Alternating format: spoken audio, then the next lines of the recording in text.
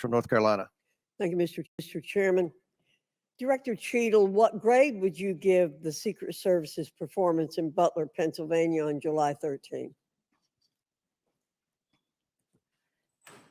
As I've stated, ma'am, this was clearly a failure. I would grade the agents and officers who selflessly threw themselves in front of the president and neutralized the threat an A. I think that we need to examine the events that led up to and prior to that day. You stated in 2021 that the Secret Service has a zero-fail mission. It's clear that the events of July 13 show a cascade of failures that cost Corey Comparator his life, nearly cost former president his life, and injured David Dutch and James Copenhaver.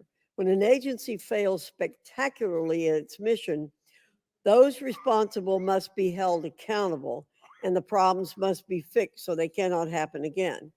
Why should the American people or the officials you're responsible for protecting have confidence in your ability to lead the Secret Service after such a spectacular failure? I appreciate the question, and I am committed to finding answers so that we can make the agency stronger after this. You said on July 15 that the buck stops with me. How are you taking accountability for the Secret Service's failures during the July 13 assassination attempt on President Trump? I have taken accountability, and I will continue to take accountability. I am responsible for leading the agency, and I am responsible for finding the answers to how this event occurred and making sure that it doesn't happen again. So I would like to explore how you got the job as director of the United States Secret Service.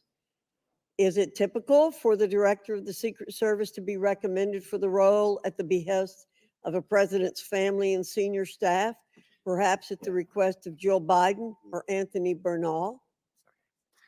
I got the job as a director of the Secret Service because I spent 27 years in an agency with a mission that I absolutely love.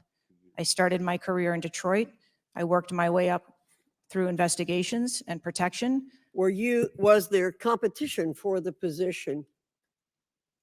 You would have to ask those who were involved in the interview process. But you think you are the best person in the country to head the Secret Service? I think that I am the best person to lead the Secret Service at this time. The Secret Service receives billions in funding each year, as has been explained by my colleagues here. In fact, you've had an increase in real terms of 55%.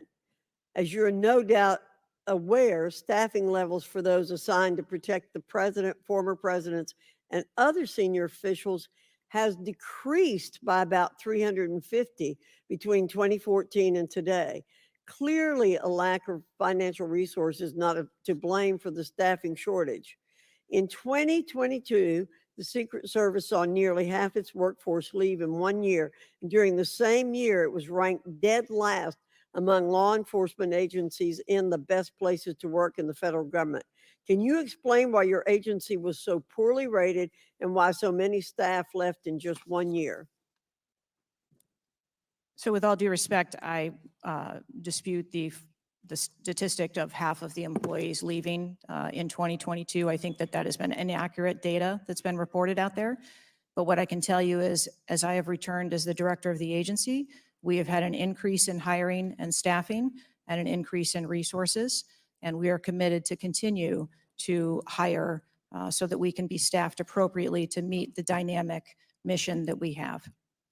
Well, you may want to dispute it, but it's out there.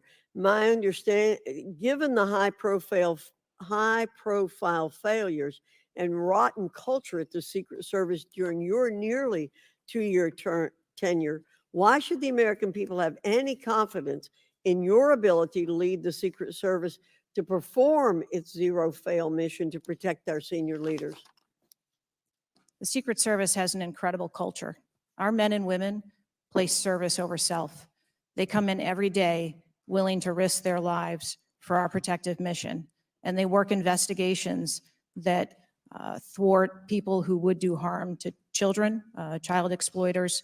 We have an incredible mission, and our culture is we will get the job done no matter what. Well, those on the front line certainly have a great culture, and they were willing to risk their lives for President Trump.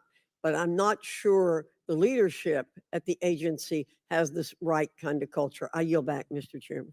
Chair now recognizes Mr. Conley from Virginia. Thank you, Mr.